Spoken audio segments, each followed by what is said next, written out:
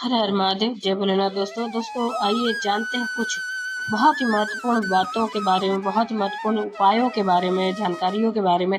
पूज्य गुरुदेव के श्रीमुख से उन्हीं की कथा के दौरान जब वो बता रहे थे, तो कुछ अंश को मैं यहाँ प्रस्तुत कर रही हूँ। तो चलिए सुनते हैं उन्हीं के श्रीमुख से बहुत ही महत्वपूर्ण जानकारी। नवरात्रि में नीम के पेड़ के नीचे सारी विद्याएं, आद्य शक्तियां, सारी देवी उस नीम के पेड़ के नीचे विराजमान रहती हैं। उस कलश में एक बेलपत्र डालकर रात भर रखकर उस जल को पूरे घर में घुमाकर उस नीम के पेड़ के नीचे समर्पित कर दीजिए महाराज। घर में भय लगना बंद हो जाएगा, कोई बड़ी बीमारी आपको घेरेगी नहीं और उस बीमारी से, उस रोग से आप मुक्त रहेंगे। उस बीमारी से, उस रोग से आप मुक्त पाएंगे। वो बीमारी आप जिनके घर में ज्यादा रोग हो, बीमारी हो, ज्यादा तकलीफें आ रही हो, कष्ट बढ़ रहा हो, बीमारियां बढ़ रही हो, या भय लग रहा हो, डर लग रहा हो, हृदय चित्त में कहीं ना कहीं आपको भय का भान हो रहा हो, तो एक लोटा पानी, एक कलश में जल भर कर रख लीजिए और रात भर उसको रखे रहने दो। नवरात्र चल रहा है, उस कलश को रात भर रखकर सुबह सुबह उस कलश में एक बेलपत्र डालकर उस जल को नीम के पेड़ के नीचे, जहां चैत्री नवरात्रि में नीम के पेड़ के नीचे सारी विद्याएं, आद्य शक्तियां, सारी देवी उस नीम के पेड़ के नीचे विराजमान रहती हैं। उस कलश में एक बेलपत्र डालकर रात भर रखकर उस जल को पूरे घर में घुमाकर उस नीम के पेड़ के नीचे समर्पित कर दीजिए महाराज।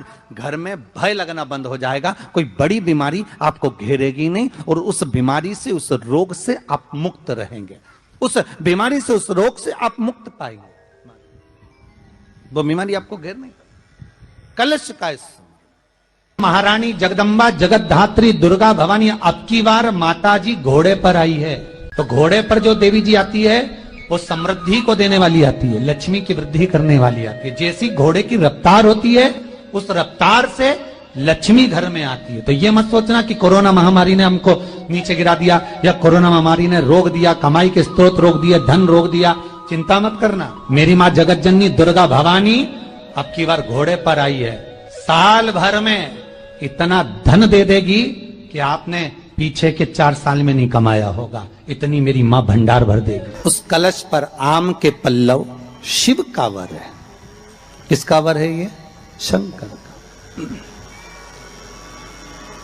11 आम के जो पत्ते जिस डाली में लगे होते हैं, वो डाली कोमल सी डाली, 11 टुकड़े महाराज एक कच्चे सूत से लपेटकर 11 बार उसका भाग, जब उसको लपेट लोगे इस तरह से इकट्ठा करके, आगे का जो भाग है 11 बार कच्चा सूत लपेटने के बाद जो भाग पीछे का, आगे का कोई भी हो, उसको शहद में डुबाकर शिव जी को समर्पित कर दो। किस जगह पर रखना है?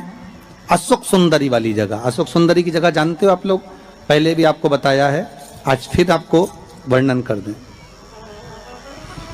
जैसे ये गोल जलाधारी है, ये शिवलिंग रखा है,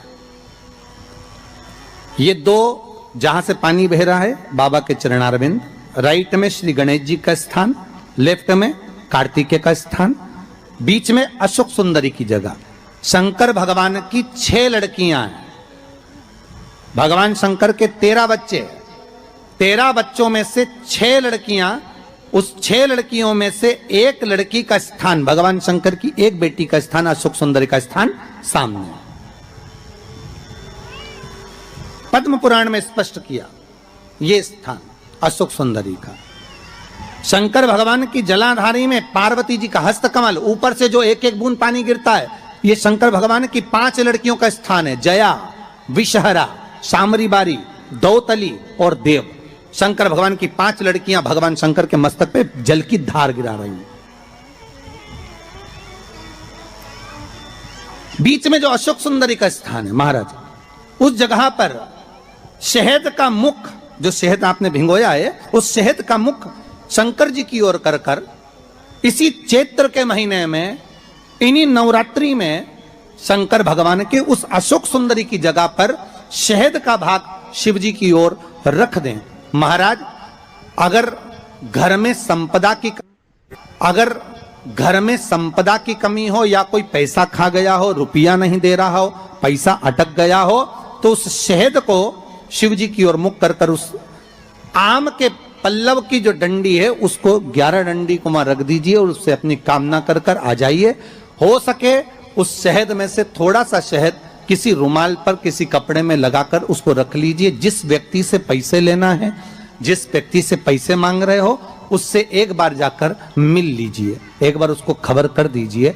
बाबा चाहेगा भोलेनाथ तो नवरात्रि में ही पैसा वापिस आ जाएगा, अगर शिव कृपा कर देते। ये बाबा की करुणा। आम का पल्लव कोई साधारण नहीं जिसको कलश के ऊपर रखा जाता है, शिव की कृपा। जिस आम के पेड़ पर स्वयं कामदेव चढ़कर भगवान शंकर के तीसरे नेत्र द्वारा जलकर भस्म हो जाते हैं, वो आम का पेड़ साधारण नहीं हो सकता, सहज नहीं है। और वैसे भी शिव शिव है महाराज। सबसे पहली नवरात्रि का व्रत किसने किया था? उत्तर दीजिए। सबसे पहला नवरात्रि का व्रत, नवरात्रि की उपासना सबसे पहले किसने करी थी? भगवान राम। अश्विन के नवरात्रि में भगवान राम ने 9 दिन तक कलश की स्थापना कर लंकाधिपति रावण को मारने के लिए मां जगत जननी की आराधना करी। भगवान राम ने मां जगत जननी की आराधना, मां जगदम्बा की आराधना। और कहते हैं मेरे राम ने प्रतिदिन मां आद्यशक्ति को निमंत्रण दिया और मां जगत जननी से विनती निवेदन कर कर कहा कि आपको प्रतिदिन आना पड़ेगा। इसलिए देवी भागवत में लिखा है कि नवरात्रि में एक दिन, जैसे प्रतिपदा है, पहला दिन है तो 1 कन्या का पूजन करो, द्वितीया है तो 2 कन्या का पूजन करो, तृतीया है तो 3 कन्या का पूजन करो, चतुर्थी है तो 4 कन्या का पूजन करो, पंचमी है 5 कन्या का पूजन करो, छठ है 6 कन्या का पूजन करो, सप्तमी है 7 कन्या का पूजन करो, अष्टमी है 8 कन्या का पूजन करो, नवमी है, जम के बोलो, 9 कन्याओं का पूजन करो। और अगर इस तरह से आप पूजन नहीं कर सकते नवरात्रि में, तो 9 कन्याओं का पूजन एक साथ या तो अष्टमी के दिन या नवमी के दिन कर दो, या मध्य में, बीच में भी आप कर सकते हो एक साथ। पर अगर आपकी कोई कामना है, आपकी कोई इच्छा है, मालूम पड़े, जैसे कई लोग कहते हैं कि हमारी इच्छा है, हमारी वो मकान नहीं बिक रहा, या हमारी वो जमीन नहीं खरीदी जा रही, या हमारी कोई कंपनी नहीं डल रही, या हमारे काम में ये अड़चन आ रही है, तो नवरात्रि में, 4 नवरात्रि में से किसी भी नवरात्रि में आप नियम बना लो कि एक कलश की स्थापना कर कर एक दिन में 1 कन्या का पूजन कर कर उसको भोजन कराना, लाल वस्त्र देना, लाल चुनरी देना। दूसरे दिन में 2 कन्याओं का पूजन कर कर लाल वस्त्र ओढ़ाना, लाल चुनरी देना। तीसरे दिन में 3, चौथे दिन में 4, 5वें दिन में 5, ऐसे 7-9 दिन तक एक कन्याओं के क्रम को बढ़ाते बढ़ाते बढ़ाते बढ़ाते आप उस पूजन का विधान प्रबल कर सकते। आज किसी का फोन था सुबह, तो कोई कह रहे थे कि हमें गुरुजी से बात कराओ, तो समीर जी ने बताया कि फोन आया था और वो बोल रहे थे कि हमें नवरात्रि में अगर मान लो कोई साधना करना हो तो कौन सी साधना करना चाहिए, हम किसकी आराधना करें, हम 9 दिन तक किसकी साधना करें। तो अगर बन सके तो देवी भागवत में सबसे सुंदर साधना यही है कि हम एक दिन में 1 कन्या के चरण धोकर पूजन कर कर उस कन्या को भोजन कराकर उसका स्मरण करें। हाँ, ये जरूर है तब आप किसी कन्या को 1 दिन में 1, 2 दिन में 2, 3 दिन में 3, 4 दिन में 4, 5 दिन में 5, ऐसे नवरात्रि 4 बार जो नवरात्रि आती है, किसी भी नवरात्रि में आपको स्मरण कर उसका फल मिलेगा।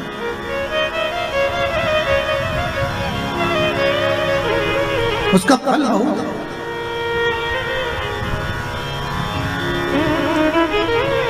जैसे